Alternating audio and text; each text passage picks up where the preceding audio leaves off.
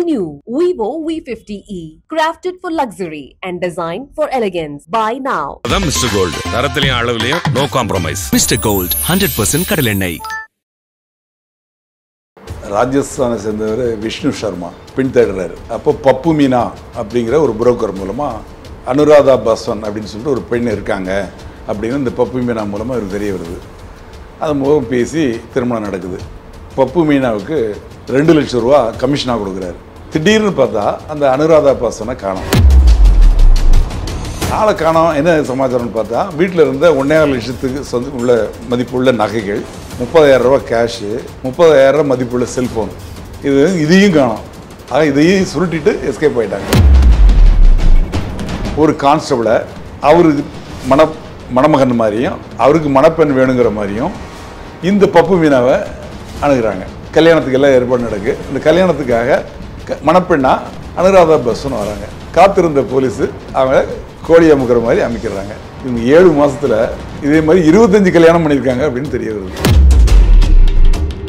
சென்னை அருகில் படப்பை, அந்த படப்பையில் ஒரு கணவன் மனைவி இருக்காங்க. அந்த செசிலியாவோட தகப்பனார் கடந்த ஆண்டு இறந்துட்டார். அவர் உயிரோடு இருந்தப்போ அவர் மொடோனா அப்படின்னு கோயம்புத்தூரை சேர்ந்த 47 வயது பெண்ணை திருமணம் பண்ணார். அவர் 24 இறந்ததுக்கப்புறம் அந்த வீடு சொத்துக்களை கேட்டு பணத்தை கேட்டு இந்த அம்மா தகராறு பண்ணி வீட்டெல்லாம் உடைக்கிறாங்க, ரவுடி பசங்கள்லாம் கூப்பிட்டு வராங்க அப்படின்னு இந்த அம்மா அந்த புகாரில் கொடுக்குறாங்க. இவங்க எய்மிடுதலுமே வயதானவங்க அரசு அதிகாரிகள். அவரை கல்யாணம் பண்ணுறாங்க. அவர் இறந்துடுறாரு. இறந்ததுக்கப்புறம் அவரோட சொத்துக்களை எல்லாம் கைப்பற்றிக்கிறாங்க. இது சீட்டிங் மாதிரி, இது பக்கா சீட்டிங். இப்போ அவரை ஒருத்தரை இவங்க கல்யாணம் பண்ணிக்கிறாங்க, அவங்க விரும்புகிறாங்க, கல்யாணம் பண்ணிக்கிறாங்க, ரிஜிஸ்டர் பண்ணுறாங்க, அவங்க கூட வாழ்கிறாங்க, வாழாமல் கூட போகிறாங்க, அது வேறு விஷயம்.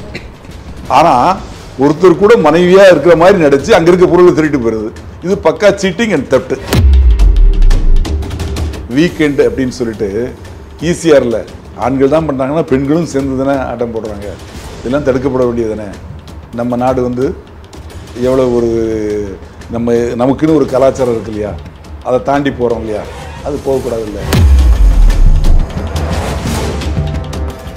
ராஜஸ்தானில் 25 கல்யாணம் பண்ண ஒரு பெண்மணியோட ஒரு கேஸ் ஒன்று போயிட்டுருக்கு. ஸோ அதை பற்றி நீங்கள் என்ன சார் நினைக்கிறீங்க? அதாவது ராஜஸ்தானை சேர்ந்தவர் விஷ்ணு சர்மா, அவர் தனக்கு பின்தேடுறாரு. அப்போ பப்பு மீனா அப்படிங்கிற ஒரு புரோக்கர் மூலமாக இவர் கொஞ்சம் வயசானவர். அப்போ அனுராதா பாஸ்வன் அப்படின்னு சொல்லிட்டு ஒரு பெண் இருக்காங்க அப்படின்னு இந்த பப்பு மீனா மூலமாக இவருக்கு தெரிய வருது. அது மூலம் பேசி திருமணம் நடக்குது. பப்பு மீனாவுக்கு 2 லட்சம் ரூபா கமிஷனாக கொடுக்குறாரு. கல்யாணம் முடிஞ்சிருது. முடிஞ்சு கணவன் மனைவியும் சந்தோஷமாக இருக்காங்க, பொறுப்பாக இருக்கிறாங்க. திடீர்னு பார்த்தா அந்த அனுராதா பாஸ்வனை காணோம். இவருக்கு ராஜஸ்தான், அந்த அம்மாவுக்கு மத்திய பிரதேசம். ஆளை காணோம். என்ன சமாச்சாரம்னு பார்த்தா வீட்டில் இருந்த 1.5 லட்சத்துக்கு உள்ள மதிப்புள்ள நகைகள், 30,000 ரூபா கேஷு, 30,000 ரூபா மதிப்புள்ள செல்ஃபோன், இதையும் காணோம். ஆக இதையும் சுருட்டிட்டு எஸ்கேப் ஆகிட்டாங்க. உடனே அவர் காவல்துறையில் புகார் கொடுக்குறாரு. காவல்துறையில் புகார் கொடுத்தப்புறம் காவல்துறை இவங்க யார் என்ன ஏதுங்கிறத விசாரிக்கிறாங்க. விசாரித்து பார்க்கல இதே தான் இவங்களோட தொழில் அப்படின்னு தெரியுது. ஆனால் அந்த அம்மா இப்போ அவங்களோட ஃபோன் டவர் லொக்கேஷன் எங்கே காட்டுதுன்னா போபால், மத்திய பிரதேசத்தில் போபால் காட்டுது. உடனே அவங்க என்ன பண்ணுறாங்க, போபாலில் இருக்க எங்களை பிடிக்கணும், முள்ளால் தான் எடுக்கணும் அப்படின்னு ஒரு திட்டம் போடுறாங்க. ஒரு கான்ஸ்டபிளை அவருக்கு மணமகன் மாதிரியும் அவருக்கு மணப்பெண் வேணுங்கிற மாதிரியும் இந்த பப்பு மீனாவை அணுகிறாங்க. பப்பு மீனா சொல்கிறாங்க, இதே மாதிரி அனுராதா பாஸ்வன் அப்படின்னு ஒரு லேடி இருக்காங்க, அவருக்கு பார்த்து முடிச்சிடலாம் அப்படிங்கிறாங்க. சரின்னு சொல்லிட்டு நாங்கள் உங்களுக்கு கமிஷன் கொடுத்துட்றேன் அப்படிங்கிறாங்க. அதன்படி பேசி முடித்து கல்யாணத்துக்கு எல்லாம் ஏற்பாடு நடக்கு. இந்த கல்யாணத்துக்காக மணப்பெண்ணா அனுராதா பாஸ்வன் வராங்க. காத்திருந்த போலீஸு அவங்க கோழி அமுக்கிற மாதிரி அமைக்கிறாங்க.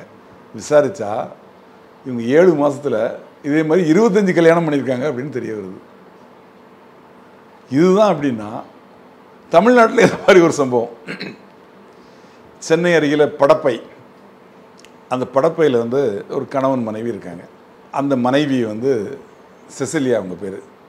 அவங்க மணிமங்கலம் காவல் நிலையத்தில் அவங்களோட ஜூரிஸ்டிக்ஷன் ஒரு புகார் கொடுக்குறாங்க.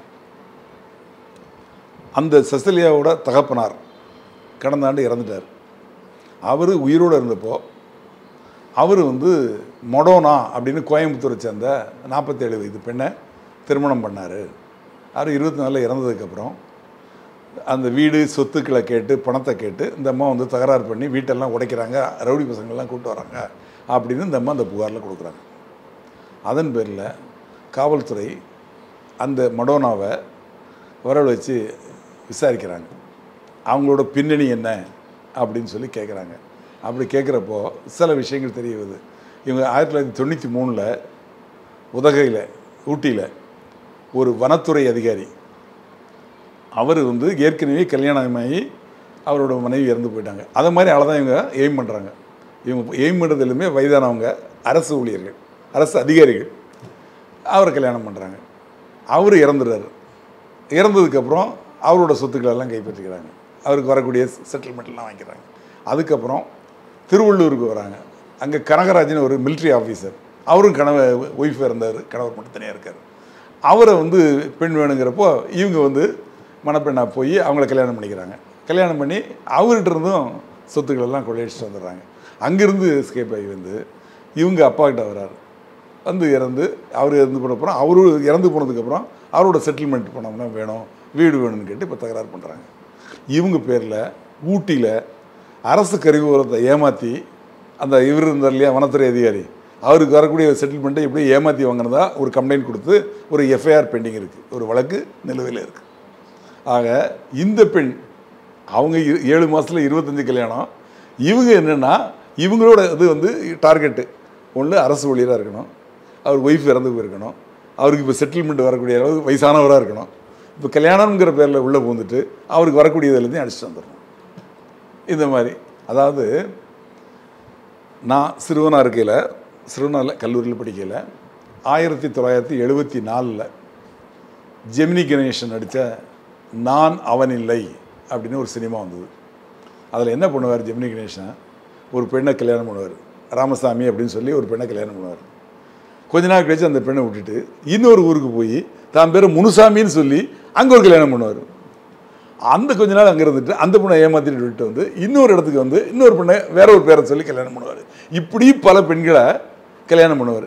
கடைசியில் அவரை காவல்துறை வந்து பிடிப்பாங்க. பிடிச்சப்போ என்ன சொல்லுவார், நான் அவன் இல்லை அப்படிம்பார். அந்த ராமசாமி நான் இல்லை, இந்த முனுசாமி நான் இல்லை அப்படிம்பார். அந்த படத்தை 2007 திருப்பி எடுத்தாங்க, நான் அவன் இல்லை பார்ட் 2ன்னு.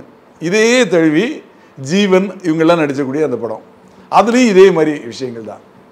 அந்த காலத்தில் ஆண்கள் பெண்களை ஏமாற்றி பல கல்யாணம் பண்ணாங்க. இந்த காலத்தில் பெண்கள் ஆண்களை ஏமாற்றி இந்த மாதிரி கல்யாணம் பண்ணுறாங்க. ஆக காலம் அப்படி மாறிட்டு இருக்கு.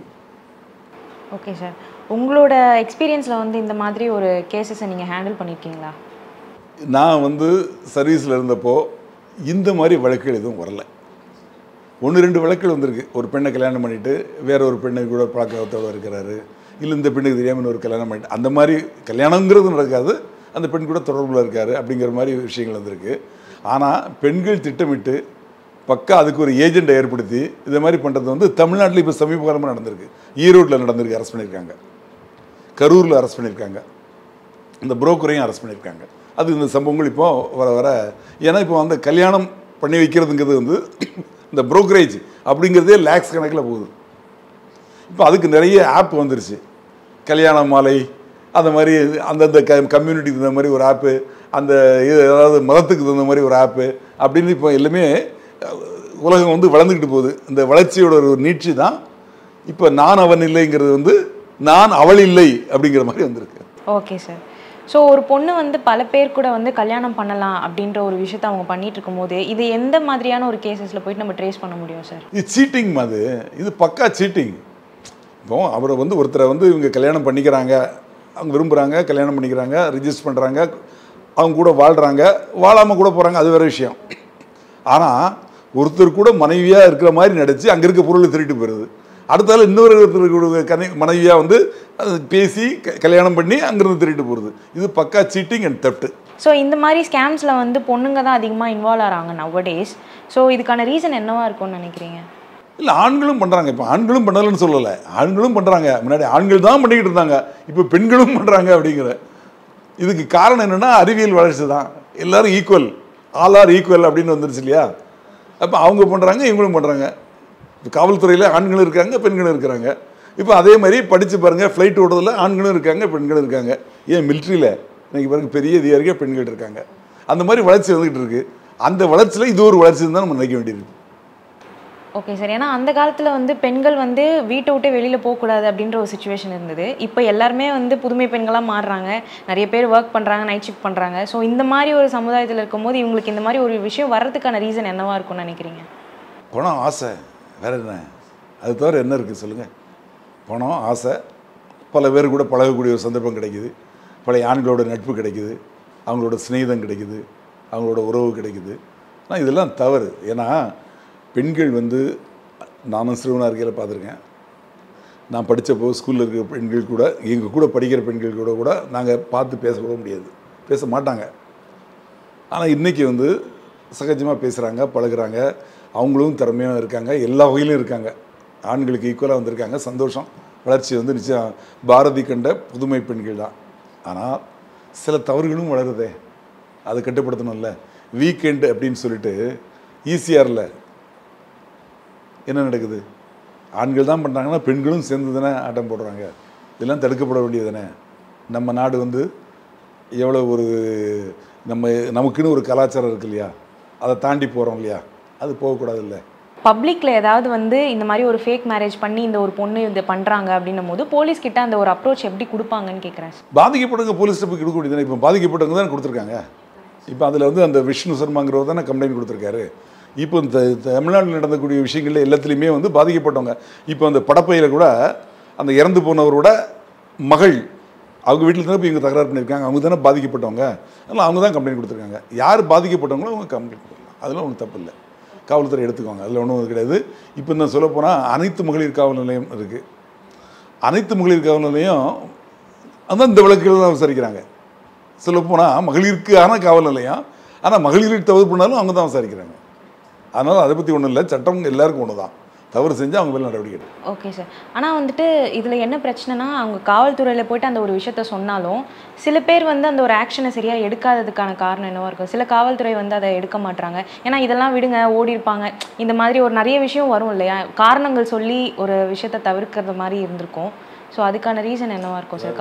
காவல்துறையில் அனைத்து மகளிர் காவல் நிலையம் அப்படிங்கிறது வந்து இருக்குது. அது வந்து எப்படி இருக்குன்னா, ஒரு டிஎஸ்பி ஏரியா கண்ட்ரோலில் இருக்கக்கூடிய ஒரு 3 காவல் நிலையம் இருக்கும், 2 காவல் நிலையம் 3 காவல் நிலையம் இருக்குன்னா, அதில் அது போக அவரோட ஏரியாவில் ஒரு அனைத்து மகளிர் காவல் நிலையம் இருக்கும். அந்த அனைத்து மகளிர் காவல் நிலையத்தில் ஒரு இன்ஸ்பெக்டர் இருப்பாங்க, 2 எஸ்ஐ இருப்பாங்க, 2 ஹெட் கான்ஸ்டபிள் இருப்பாங்க, 10 போலீஸ் இருப்பாங்க. அவங்க வந்து மகளிருக்கு எதிரான குற்றங்கள், மகளிர் சம்மந்தப்பட்ட குற்றங்களை மட்டுமே விசாரிப்பாங்க. அவங்ககிட்ட புகார் கொடுத்து, அது வந்து அந்த டிஎஸ்பியோட நேரடி கண்ட்ரோலில் இருக்கும். அந்த காவல் நிலையத்தில் புகார் கொடுத்து விசாரிக்கலன்னா அந்த டிஎஸ்பியை பார்த்து கொடுக்கலாம். அவங்களும் கண்டுக்கலைன்னா அந்த மாவட்ட எஸ்பி இருப்பாங்க, அவங்ககிட்ட புகார் கொடுக்கலாம். அவங்களும் கவனிக்கலைன்னா டிஜிபி ஆஃபீஸில் போய் புகார் கொடுக்கலாம். கொடுத்தாச்சுன்னா நிச்சயம் நடவடிக்கை எடுப்பாங்க. சென்னையை பொறுத்தவரை இங்கே ஏசின்னு சொல்லுவாங்க, அங்கே டிஎஸ்பின்னு சொல்லுவது, இங்கே அசிஸ்டன்ட் கமிஷன் சொல்லுவாங்க.